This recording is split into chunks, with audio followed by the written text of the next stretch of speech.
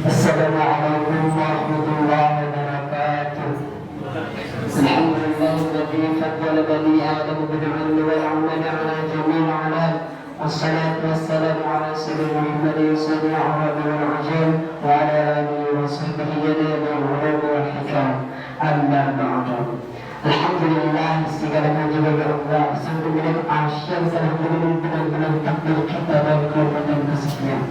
Salawat serta salam semoga terpatri abadi kepada Allah Nabi Muhammad sallallahu alaihi wasallam yang cintanya kepada Siti Khadijah tanamkan dalam mulut, bahkan harum tercium hingga ke pelataran surga.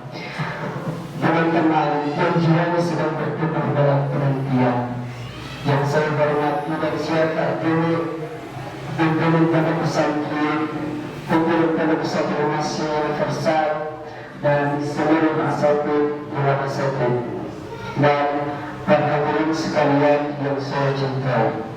Pernahkah kalian bertanya, mengapa Allah menciptakan jarak? Mengapa Allah membiarkan bumi itu menyiksa? Jawabannya ada dalam untayan surat Az-Zariyat ayat 49.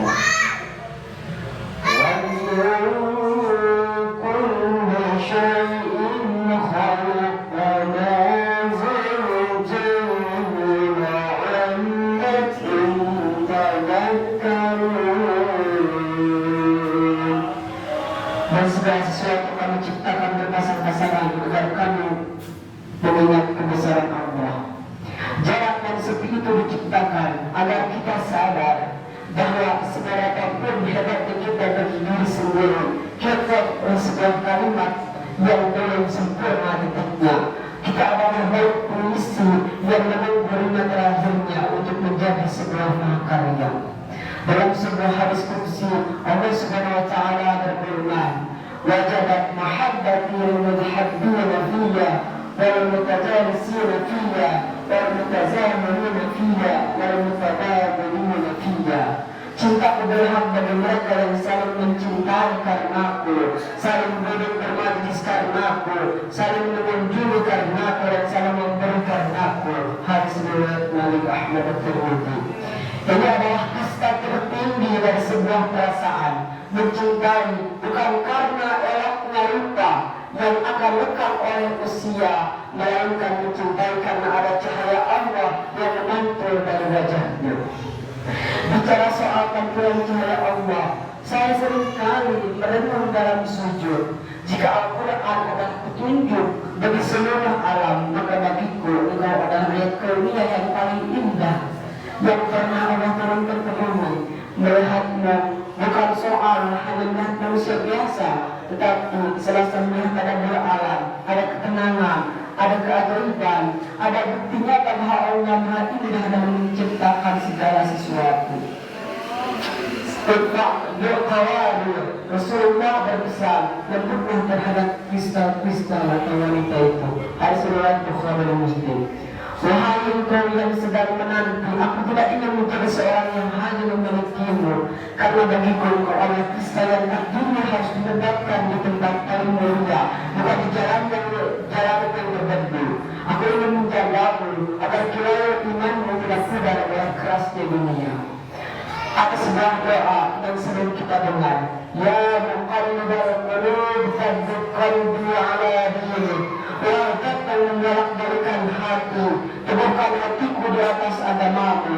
Tapi jika aku boleh bersastra dalam doa, aku ingin memohon, Ya Allah, jika engkau telah menetapkan hatinya untukmu, maka angkatlah hatiku menjadi tempat kedua yang ia singgahi setelah arasmu, agar ketika ia mencintaiku, ia tidak pernah lupa bahwa aku jalan yang membawa kembali pulang kepadaku.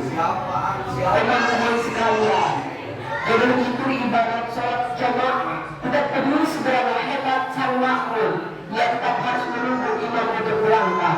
Begitu pun cinta, jangan mendahului takdir, sabab adalah penantian yang kritis ini.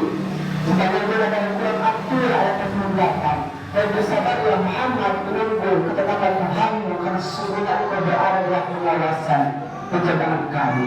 Jika Allah saja menjagamu dengan sedemikian hebat, apalagi untuk saja dahulu. Dia sedang mempersiapkan skenario terbaik di waktu yang paling tepat dengan orang yang paling hebat menurut pilihannya.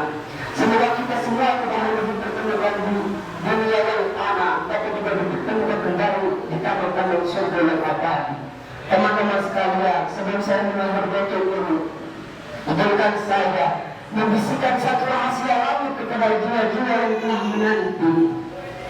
Ada sebuah kaidah dalam kitab cinta para ulama, maka syai'an bighairi idnillah ja'adafu. Siapa yang menjadi sesuatu tanpa izin Allah, ia akan murah dibuat olehnya. Maka janganlah mengejar jodohmu sampai kamu lupa mengejar si miliknya. Jodoh itu seperti surat Al-Ikhlas, ia pendek, sederhana, namun murni dan mencakup seluruh keagungan. Kamu tidak perlu banyak kata-kata untuk menemukannya. Kamu hanya perlu satu pemurnian tauhid untuk meyakini bahwa Allah tidak akan pernah mengecewakan hamba yang bersujud. Ingat bahwa Allah tidak akan pernah mengecewakan hamba yang bersujud. Dan bagi kamu, dia kamu yang telah diucapkan dalam rumputmu sebagai penyempurna agamaku. Jika nanti di padang mahsyar Allah bertanya, apa amal jariah yang paling kamu banggakan? Maka aku akan menjawab salat dengan sedekahku.